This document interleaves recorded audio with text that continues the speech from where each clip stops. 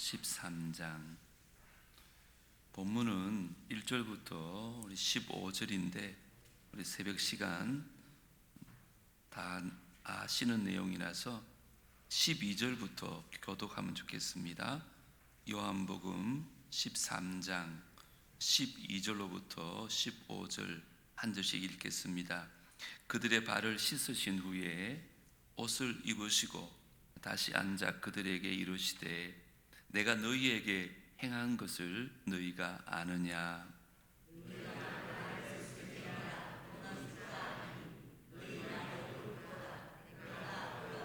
내가 주와 또는 선생이 되어 너희 발을 씻었으니 너희도 서로 발을 씻어주는 것이 옳으니라.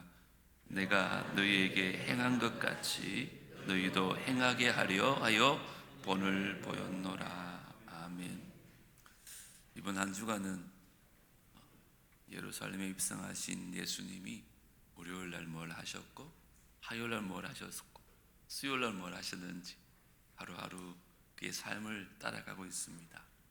오늘은 예수님께서 체포 당하시기 전에 제자들과 최후 만찬 자리에서 제자들의 발을 씻기신 사건을 좀 돌아보려고 합니다. 여러분들이 만약에 예수님의 제자였다면 아마 예수님의 이 행동은 제자들을 아주 당황케 했을 것입니다. 당시에 유대 사회에서는 식사하기 전에 또 집에 누가 들어오면 발을 씻기는 간습이 있었습니다. 그런데 발을 씻겨주는 일은 다 종의 일입니다. 그런데 예수님께서 저녁을 잡수시던 중에 느닷없이 겉옷을 벗으시고는 허리에 수건을 두르시고 대야에 물을 담아서 제자들의 발을 씻기 시작합니다. 종의 일을 하신 거죠.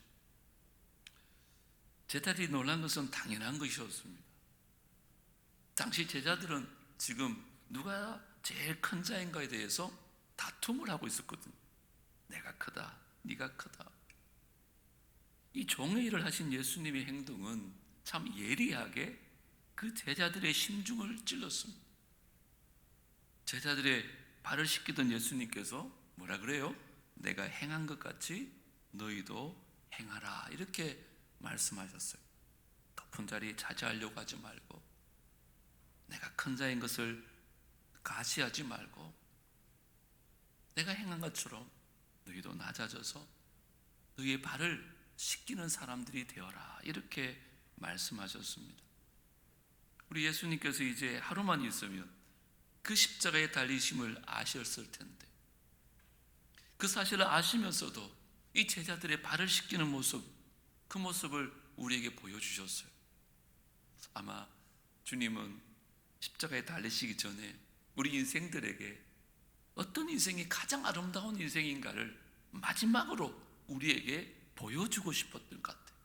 그거를 알려주고 싶으셨던 것 같아요. 오늘 이 아름다운 주님의 모습을 한번 돌아보고 우리의 삶 속에서도 주님을 닮은 이 아름다운 모습들이 드러날 수 있는 은혜가 있게 되기를 주님으로 축복합니다. 주님의 모습은 겸손의 본을 먼저 우리에게 보여주셨습니다. 12절을 제가 다시 한번 읽겠습니다. 그들의 발을 씻으신 후에 옷을 입으시고 다시 앉아 그들에게 이르시되 뭐라 그랬어요? 내가 너희에게 행한 것을 너희가 아느냐? 제자들의 발을 다 씻기신 후에 내가 이 행한 것의 의미를 너는 알고 있느냐? 이렇게 말씀하셨어요. 우리 예수님께서 제자들에게 행하신 게 뭘까요? 단지 발을 씻기신 이야기일까요? 아니에요. 저는 한마디로 겸손이었다고 봅니다. 빌립보스도 보시면 그는 근본 하나님이셨습니다. 그런데 겸손하게 사람의 모양으로 나타나셔서 정말 자기를 낮추시고 죽기까지 복종하셨다고 말씀합니다. 그 겸손의 결정체가 바로 십자가라는 얘기입니다. 십자가에 죽으셔야 될 아무 이유가 없으신데 그는 겸손하게 그 아버지의 뜻을 받들어 자신을 낮추시고 죽기까지 복종하셨어요. 여러분, 인간관계도 마찬가지잖아요. 아래 사람이 윗사람에게 겸손하는 것은 극고 어렵지 않습니다. 쉬울 수 있습니다. 그런데 윗사람이 아래 사람에게 그렇게 하는 건 어려워요. 이처럼 겸손은 자기를 온전히 낮추어야지만이 가능합니다. 스승이었던 예수님께서 스스로 낮아져서 그 겸손의 모습으로 제자들의 발을 씻겨주신 거예요. 우리도 막 때로는 교만이 치밀어 오를 때 이 제자들의 발을 씻기신 예수님의 겸손을 한번 생각해 보셔야 돼요. 예전에 우리가 많이 들었던 얘기인데, 그 아프리카에서 일생을 바쳐 선교했던 슈바이처 박사가 이 선교비 모금을 위해서 고향으로 일시 귀국을 했을 때예요. 그를 환영하기 위해서 많은 인파들이 여기에서 그를 기다리고 있었어요. 기자들은 슈바이처가 당연히 1등 칸에서 내릴 줄 알고 그 앞에서 카메라를 들고 기다리고 있었어요. 그런데 기차가 도착하자 슈바이처는 3등 칸에서 내리는 거예요. 기자가 놀라서 물었어요. 박사님, 왜 3등 칸을 타고 오셨습니까? 그러자 슈바이처가 이렇게 대답했다는 일화가 있어요. 4등 칸이 있어야 말이죠. 그래서 할 수 없이 3등 칸에 탔습니다. 그는 늘 겸손했습니다.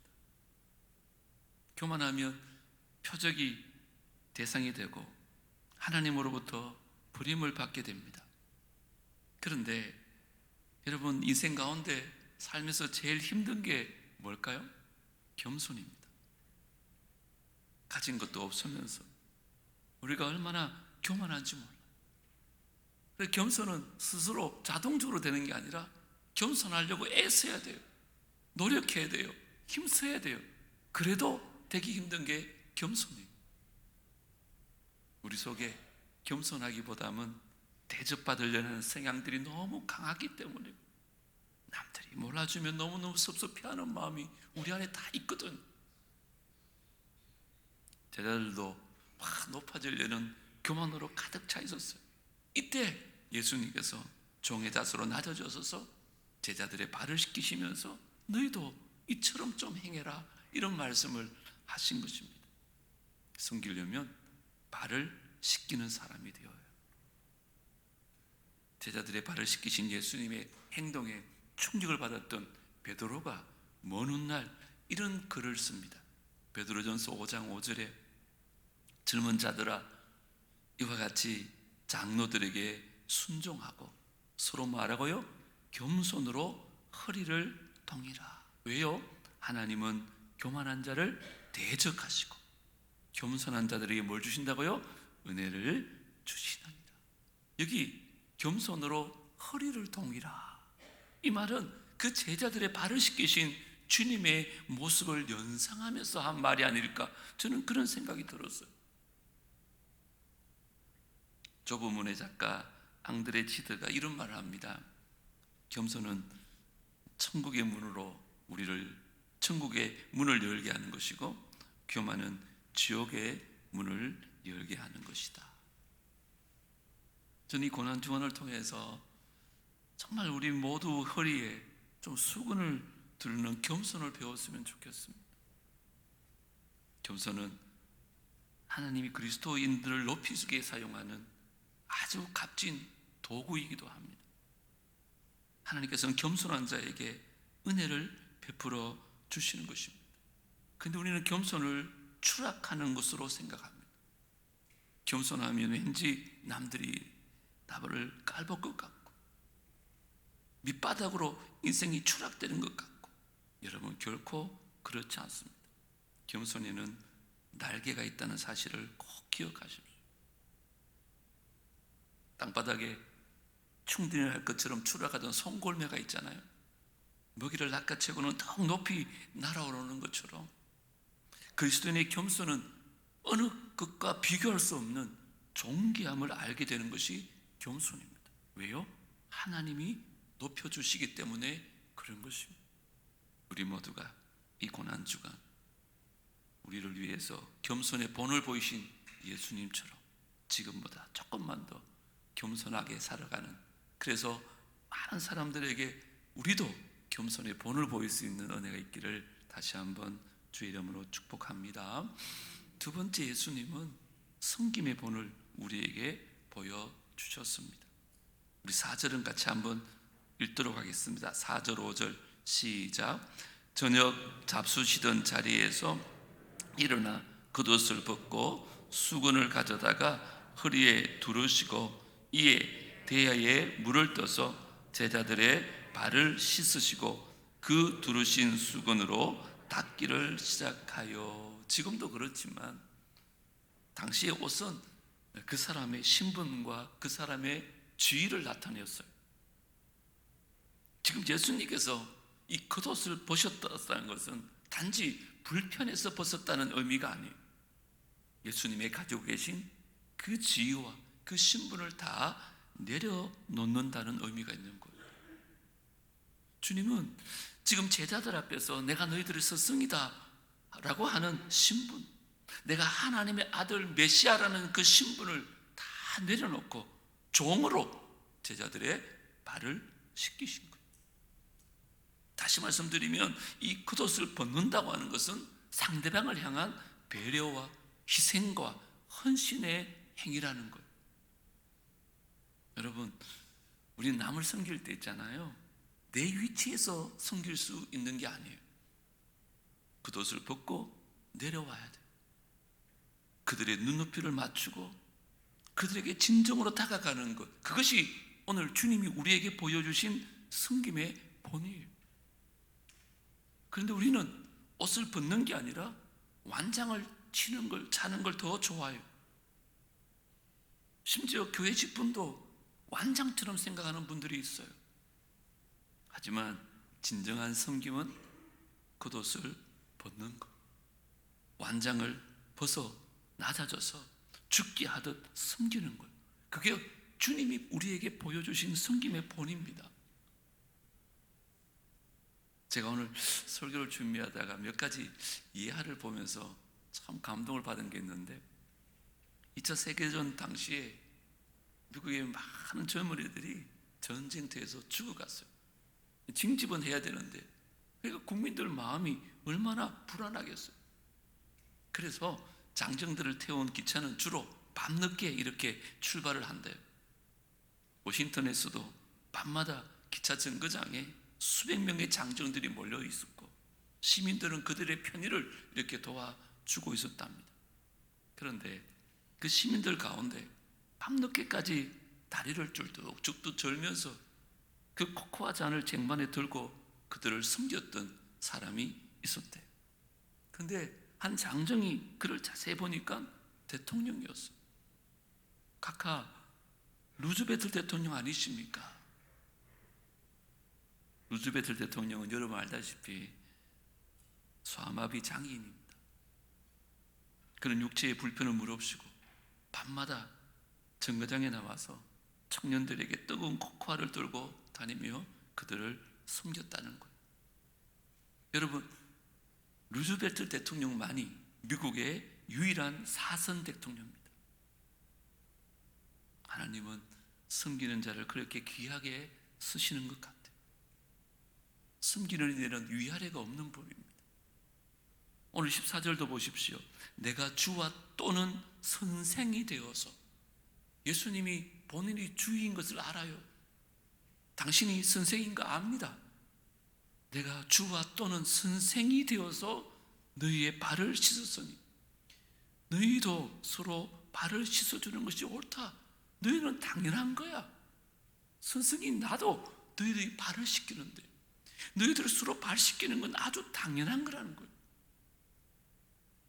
아까도 말씀드렸지만 발을 씻기는 거는 종이 주인을, 낮은 사람이 높은 사람을 섬기는 거예요. 그런데 예수님께서 친히 제자들의 발을 씻기셨어요. 왜요? 제자들의 마음 안에 크고자 하는 욕망으로 가득 찼거든요.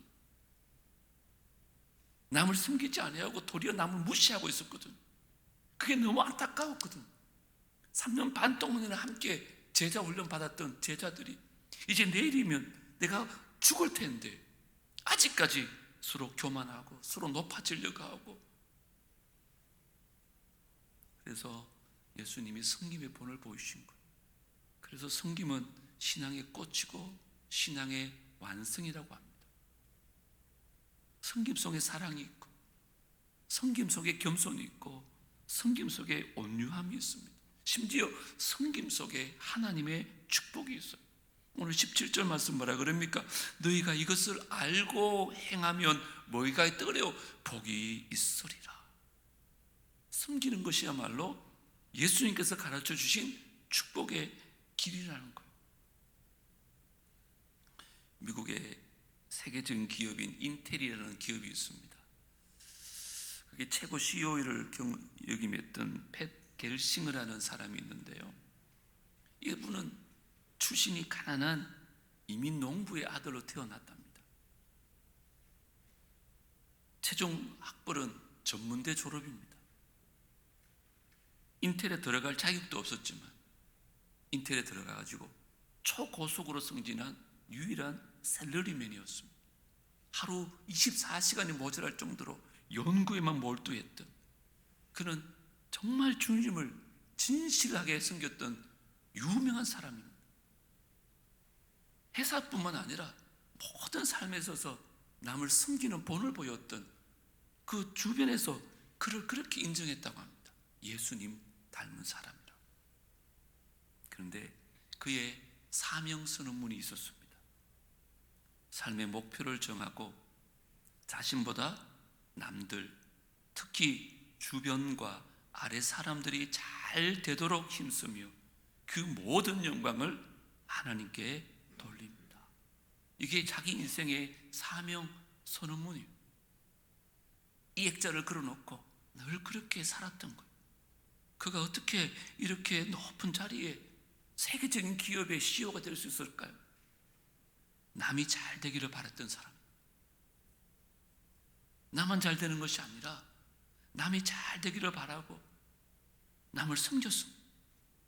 하나님은 그런 사람을 더 잘 되게 하더라는 거예요. 이게 성경의 원리입니다. 오늘 우리는 왜 이렇게 힘든 인생을 살까요? 열심히 노력하잖아요.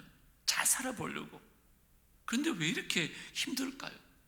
혹시 세상에서 말하는 그 성공의 압박 때문에 허둥거리고 있지는 않습니까? 그저 나만 잘 살아보려고, 남들보다 빨리 출세하고 싶고, 남들보다 좋은 차 타고 싶고, 남들보다 넓은 집에 살고 싶고, 온통 세상적인 욕망 때문에, 돈 때문에 일의 노예가 되어 살다가, 여러분 한번 상상해 보세요. 문득 죽음이 내 문 앞에 기다리고 있다면 얼마나 허무하고 얼마나 속상한 일일까요? 주님은 단 한 번도 당신을 위한 삶을 사신 적이 없어요. 그의 삶의 전부가 우리를 위해서, 심지어 그의 생명까지도 우리를 위해서 다 내어주셨잖아요. 오늘 주님처럼 이 아름다운 인생이 되기 위해서 서로가 서로를 섬기는 삶을 살아야 됩니다. 이제 우리의 겉옷을 벗고, 혹시나 완장이 있으면 완장을 벗으십시오. 그리고 허리에 수건을 두르십시오. 세상에서 가장 아름다운 그림인 이 겸손의 모습을 보여주셨던 예수님처럼 정말 우리 주변에 나보다 연약한 사람들, 그 사람들 향해서 겉옷을 벗는 심정과 허리에 수건을 두드는 그 마음으로 모든 이들을 섬길 수 있는 저와 여러분 되어지기를 주님으로 축복합니다. 마지막 한 가지만 더 보고 마칠 말씀인데, 우리 예수님은 행함의 본을 보여주셨습니다. 말로만 교훈하신 것이 아니라 친히 행함으로 본을 보여주신 거예요. 15절 보십시오. 내가 너희에게 뭐한 것 같이? 행한 것 같이 너희도 행하게 하려 본을 보였노라. 예수님은 말씀으로 교훈만 하지 않으시고 행동으로, 삶으로 본을 보여주셨어요. 예수님께서 발을 씻기시는 행동은 당시 정황에 비추어 보면 최고의 섬김이었습니다. 당시 유대 사회에서 발을 닦는 일은요, 하인들 중에도 제일 낮은 하인들이 하는 일이었대요. 유대 역사상 단 한 번도 스승이 제자들의 발을 씻긴 적이 없고 주인이 하인의 발을 씻긴 적이 없어요. 그런데 예수님께서 상전이요 스승이었는데 그 제자들의 발을 씻어 주셨어요. 이건 무슨 말일까요? 신분이나 위치는 생각하지 않고 오직 섬김만 생각하신 거죠. 우리도 예수 그리스도의 모습을 따라 행하면서 예수님처럼 세상의 본이 되어야 되는데 우리는 본이 되지 못해요. 예전에는 세상이 교회를 본받았는데 이제는 도리어 우리가 세상을 본받는 꼴이 되었어요. 주님이 얼마나 안타까울까요? 우리가 아무리 지위가 높고 아무리 대단한들 만왕의 왕이신 예수님만 하겠습니까? 예수님처럼 섬김만 생각한다면 무슨 일이든 못하겠습니까? 예수님처럼 생각만 한다면 누구인들 어울리지 못하겠습니까? 그 예수님을 닮았던 사도 바울은 이런 말을 합니다. 내가 그리스도를 본받은 것 같이 너희도 나를 본받아라. 저는 참 이 말씀 앞에 너무너무 부끄러워요. 과연 제가 여러분 앞에 저를 본받으십시오라고 말할 수 있을까? 이게 우리의 모습입니다. 지금부터라도 정말 인생이 복된 삶을 살려면 우리 삶 속에서 예수의 흔적이 좀 나타내야 됩니다. 예수님처럼 나를 본받아라. 사도 바울처럼 나를 본받아라. 우리 자녀들에게, 우리 이웃들에게, 우리 성도들에게 그런 삶이 있어야 되는데 너무 부끄러워요. 콜롬비아 신학교의 스티븐 올프다라는 박사님께 학생들이 물었대요. 저희들에게 크리스찬 리더십의 비결을 좀 가르쳐 주십시오. 그때 올포드 박사가 이런 대답을 했답니다. 비결이요? 무릎을 꿇으십시오. 눈에 눈물이 흐르게 하십시오. 그리고 심장이 깨어져도 참으십시오. 다른 사람을 섬기십시오. 그리스도인의 리더십은 섬김이 있다는 걸 말하고 있습니다. 만왕의 왕이시여 만주의 주이신 예수님께서 그 제자들의 발을 씻기시면서 너희는 나를 본받는 자가 되라 말씀하셨습니다. 부디 예수님께서 행하신 것처럼 더욱 낮아져서 겸손할 수 있으면 좋겠어요. 예수님께서 행하신 것처럼 우리 서로 좀 섬기며 살았으면 좋겠어요. 사람 의식하지 말고 오직 예수 그리스도만을 위한 그 모습으로 행하므로 누구에게나 본이 되는 그리스도인들이 되었으면 좋겠어요. 설교를 마치면서 인터넷에서 제가 감동적인 글을 읽었는데 새벽 시간이라서 조금 그럴지 모르겠는데 가가와 도요히라는 일본의 목사님 얘기입니다. 시라니까 좀 이해하시고 들어주시면 좋겠어요. 가가와 목사님은 일본을 대표하는 기독교 인물이라고 그러더라고요. 그에게 영향을 끼쳤던 목사님은 나가노라는 목사님이셨는데 이 나가노 목사님이 이제 교회를 개척하고 이 가나자와라는 지역에 천막을 치고 교회를 숨겼대요. 그때 폐병 환자 한 사람이 찾아와서 그 교회를 숨겼는데 그 사람이 바로 가가와 목사님이셨어요. 그가 식사를 하는데 식사 중에 각혈을 한 거죠. 그래 피를 밥상에 다 쏟아놓은 거예요. 그런데 이 나가노 목사님은 이 손으로 그 피덩이를 다 치우고는 아무 일 없었던 듯이 다시 식사를 하기 시작합니다. 그 순간에 가가와는 인격적으로 주님을 만났다고 고백해요. 그 순간에 주님이 살아계셔서 역사했는데 이 정말 주님의 은혜로 그를 그렇게 괴롭혔던 폐병이 나은 거예요. 그가 신학교에 들어갑니다.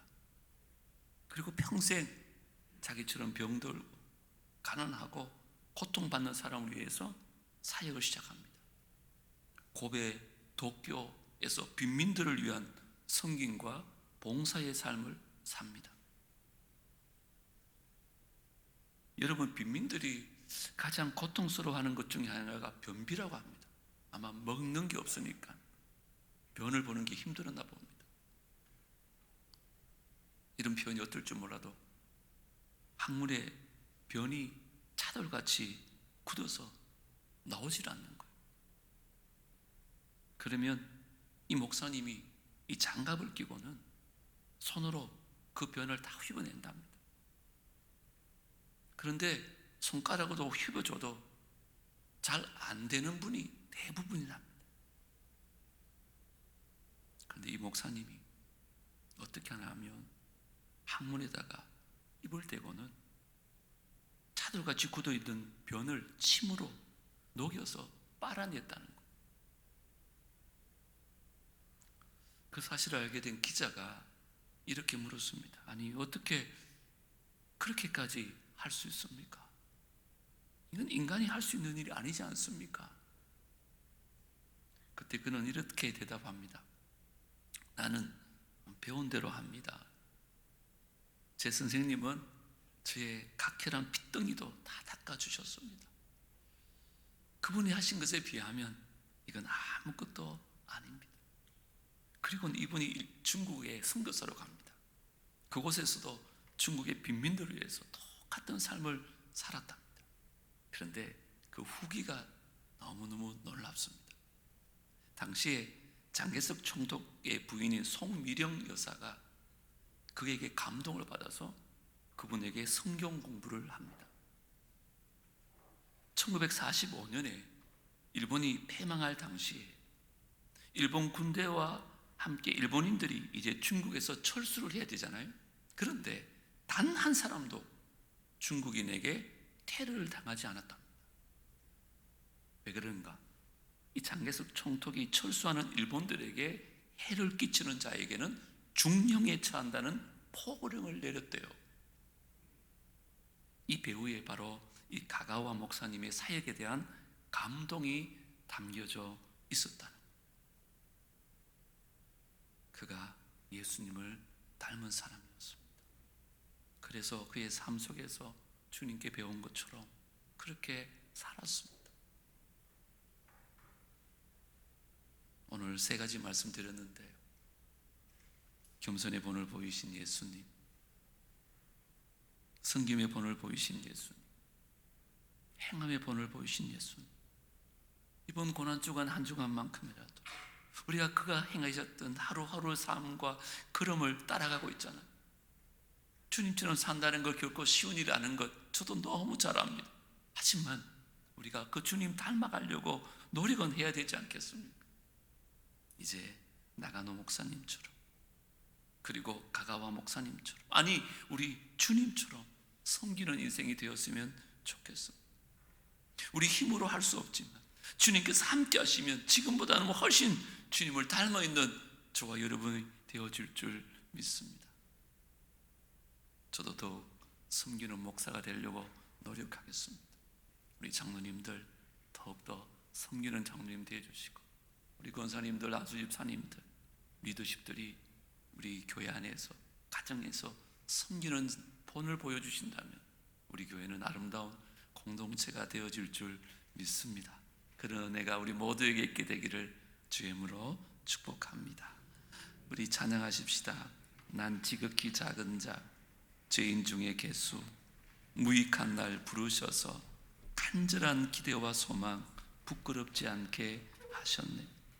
살아도 주를 위해 살고 죽어도 주를 위해 살겠습니다. 찬양하겠습니다.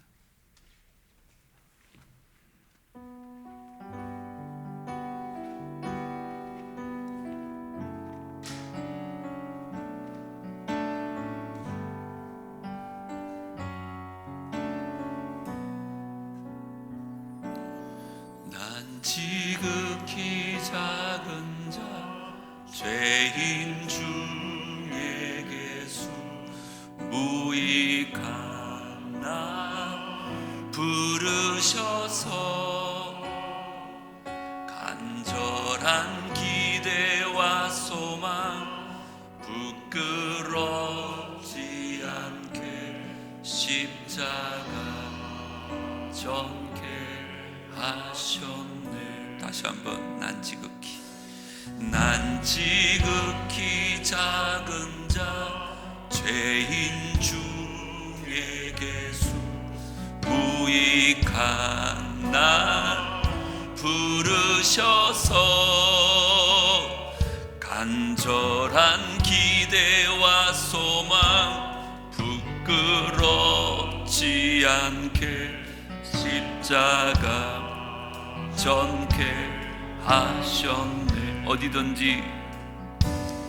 어디든지 가리라 주 위에 서라면 나는 전하리 그 십자가 내 몸에 밴 십자가 그 보혈의 향기 온 세상 채울 때 살아도 주를